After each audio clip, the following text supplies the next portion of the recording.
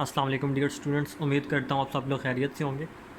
UET की preference list के बारे में बच्चे कन्फ्यूजन के शिकार हैं, तो इसमें बहुत ज़्यादा गलतियाँ कर देते हैं।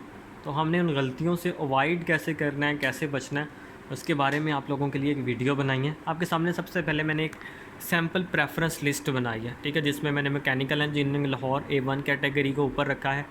और इसका एक फ़र्ज़ी मेरिट सामने लिख दिया। फॉर एग्जांपल 80 एग्रीगेट होता है। सिविल लाहौर को देन रखा है, देन मैकाट्रॉनिक्स लाहौर को रखा है, इलेक्ट्रिकल लाहौर, मैकेनिकल के केमिकल लाहौर को रखा है, आर्किटेक्चर लाहौर को रखा है, computer Lahore, electrical engineering FSD, then हम नारोवाल कैंपस या रचना कैंपस इनको भी रख सकते हैं। ये डिफरेंट है, जस्ट मैंने एक आपके सामने फ़र्ज़ी सी मेरिट लिस्ट बनाई है।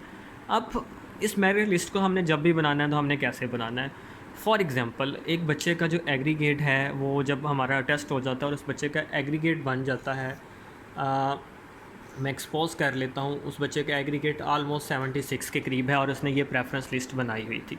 तो 76 मेरिट के साथ अगर उसकी ये प्रेफरेंस थी तो देन हम इस मेरिट लिस्ट में देखते हैं कि 76 वाला वो कहाँ पे लाई करेगा। अब 76 का मतलब ये है कि जो प्रेफरेंस आपकी टॉप पे दी हुई होती है, फॉर एग्जांपल ये टॉप पे है, तो ये इसमें अगर आपका ऊपर कहीं आ गया तो देन आप नीचे नहीं आ सकते, बल्कि आपका मेरिट अप ज़रूर जा सकता है। डन हो गया। हम ऊपर से देखते हैं, फॉर एग्जांपल 80 पे थे, यहाँ पे अभी उसका मेरिट नहीं बना। 79, 70, 75 उसका एग्रीगेट था और 76 मैंने जानबूझ के नीचे लिखा। बाज़ाहिर मुझे लग रहा है कि उसका एडमिशन यहाँ पे हो सकता है, लेकिन उसने इसकी बजाय केमिकल लाहौर की बजाय उसने मैकेनिकल के 75 को ऊपर रखा हुआ था। तो अब उसका एडमिशन इस केमिकल में नहीं आएगा, क्योंकि उसने प्रेफरेंस में मैकेनिकल के को ऊपर लिखा हुआ था वो केमिकल की निस्बत, तो उसका यहाँ पे एडमिशन क्या हो जाएगा, डन हो जाएगा। तो जब उसकी फ़र्स्ट मेरिट लिस्ट आपके पास यूईटी की लगेगी तो उस बच्चे का एडमिशन कहाँ पे होगा, इस जगह पे होगा। अब सेकंड मेरिट लिस्ट हमारी लगती है।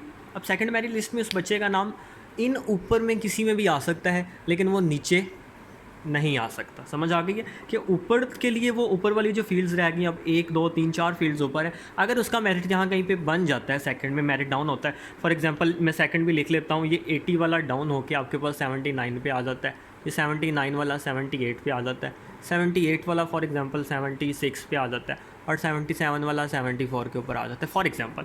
अब उसका मेरिट चूँकि 76 एग्रीगेट उस बच्चे का था, तो अब उसका मेरिट अप होके कहाँ पे चला जाएगा, मैकाट्रॉनिक्स यहाँ पे सेकंड मेरिट लिस्ट में वो ऑटोमेटिक इसमें प्रमोट हो जाएगा। मैकेनिकल की बजाय मैकाट्रॉनिक्स लाहौर कहाँ पे आ जाएगा, इस जगह पे।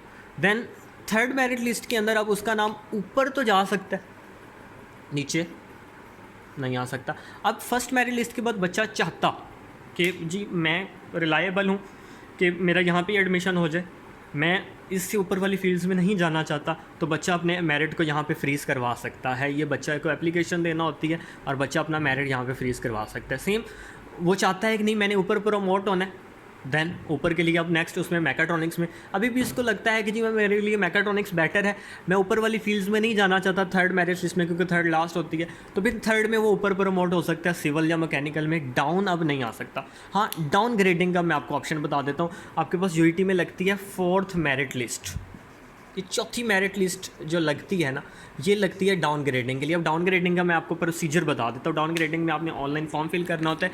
अगर अब नीचे जो भी आपने प्रेफरेंस में लिखे हुए थे, चाहे वो A1 कैटेगरी में लिखे हैं, 2 में, अगर आप इनमें से कहीं कोई सीट अवेलेबल है और चाहते हैं कि आपका यहाँ पे एडमिशन हो जाए, तो देन फोर्थ मेरिट लिस्ट से पहले आपने यूईटी में प्रेफरेंस फॉर्म एक अलग से दोबारा फिल करना होता है।